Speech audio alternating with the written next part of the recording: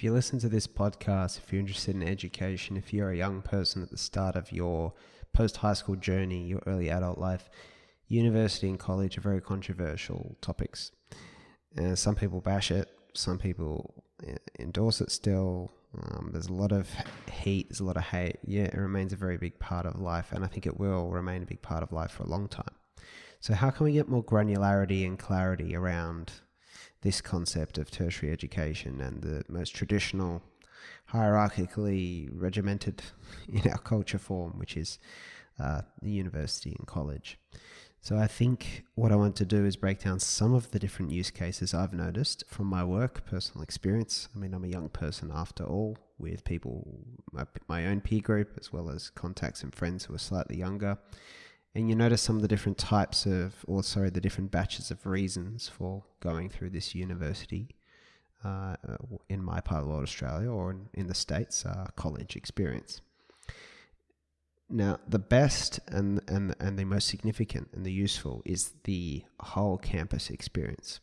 So this is someone, if you want a great example of this, I always reference it, Scott McEwen, my constant student co-founder, 18 and Lost co-author. His chapter 1 of 18 and Lost, so are we, talks about how he really thrived from the campus at his university in Sydney. Not that he participated in every single society, but he made the most of opportunities, contacts, and people within the campus. He used it like an ecosystem and a springboard rather than just showing up for his degree.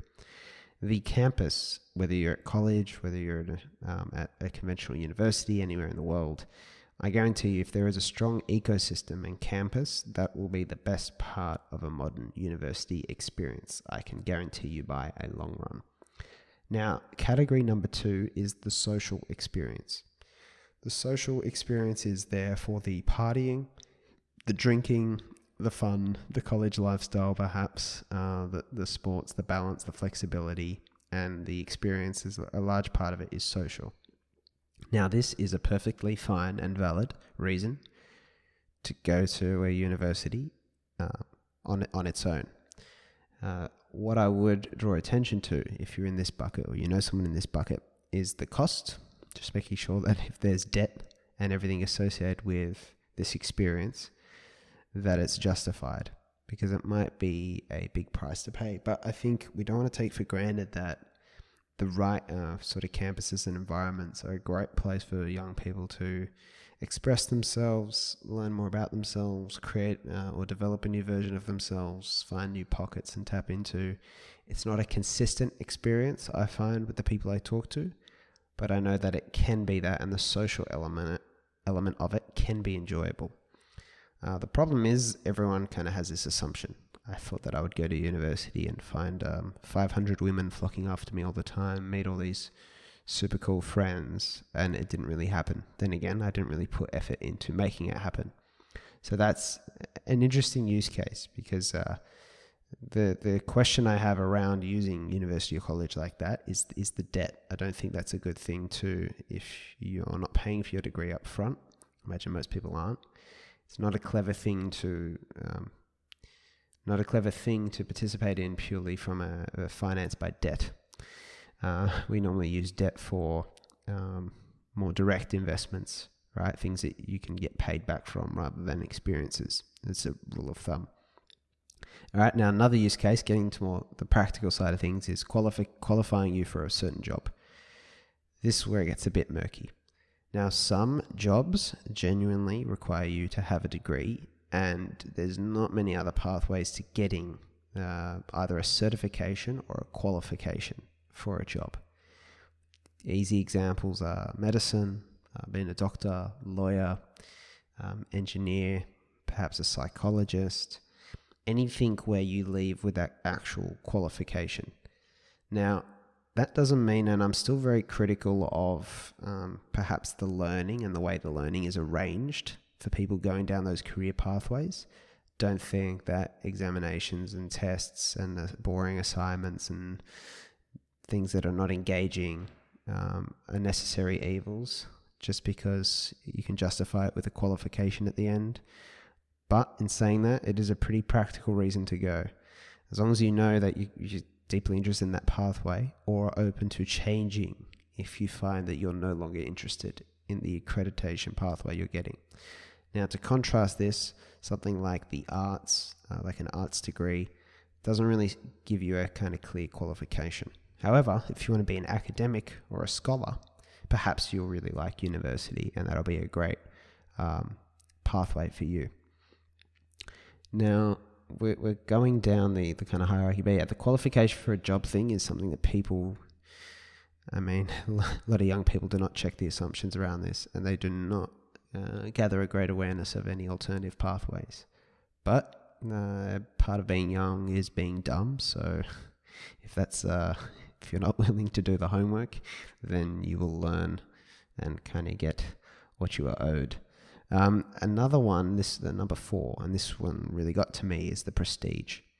Funnily enough, my decision-making process around university was I started with the most prestigious degrees I could get into, and I worked backwards from there. It violates literally everything I stand for right now, and I do not recommend it. Prestige is a very hollow badge to hold up. You think it impresses people. If it does impress them, it's momentary. They might acknowledge it at a party or something, but it really won't carry much weight, and it's unlikely to make you feel very good. Go back to episodes 15 and 16 of this podcast, I think from memory, the pleasure treadmill. Not recommended, guys. Doesn't hold up. Prestige as a goal, whether it's a luxury item in your lifestyle or some sort of degree or a doctorate or something that makes you feel smart, is normally on the hollow side. It's hard for that to really provide sustained fulfillment, and it might not really carry the weight in your job or industry that you think it does, because if so many other people have it too, then it loses its significance. Now we're kind of getting worse as we go down here. So what are we up to? 1, 2, 3, 4, 5. Everyone else does. So this was the education conveyor belt argument I made, not yesterday, but the day before. That everyone's doing it. This is a rite of passage. I don't even think about it. I just figured, what degree am I going to look for? Because you're presented with this overwhelming pressure and assumption that going to university or college is just a rite of passage. And it's the thing people like you do, or the things people like you do, is not a very good reason. It's not a very good reason to do anything. Just because everyone participated in the Holocaust or the Gestapo, does that make it right to do? Maybe not as dramatic in your mind, but let's see when we look back in 100 years. So just because everyone else does it, that doesn't mean anything. I know it's easier said than done. I know that it's more of a pressure and emotional thing. And that's the thing too, by the way. There's not many young people who really go through these decisions they make with a really impressive logic about them. There's not too much kind of clear thinking around it. There is a lot of, and rightly so, there's so much distraction. There's so much fear that hugs these decisions. So much anxiety around it. It's really quite challenging. And also they have no clarity on what the world is like from their own experience. They only get to hear about it through other people's experience. No one really gets to try college or university first. That's a big challenge. And then the last one is that people who think, I guess, an extension of doing it because everyone else does, doing it because you think you have to do it. And I made a post on LinkedIn recently about a good friend of mine, Adrian Caputo, who I find very inspiring, who got a terrible mark after high school in Sydney's education system, but fought hard for years to make it to his dreams to become a paramedic. He's really on his way now. He's qualified and now he's trying to get his job. He found a roundabout way. He went through a TAFE, which is a different kind of education institution in New South Wales, in my part of the world, and eventually got into university, and now he's trying to get his first job. So you don't necessarily have to do it. That's enough for today. We keep going with this topic tomorrow. And for more, just head to the show notes. You can sign up and grab the newsletter and grab any highlights from episodes that you miss and the full directory. Thank you very much, guys. Remember to keep opening doors for others.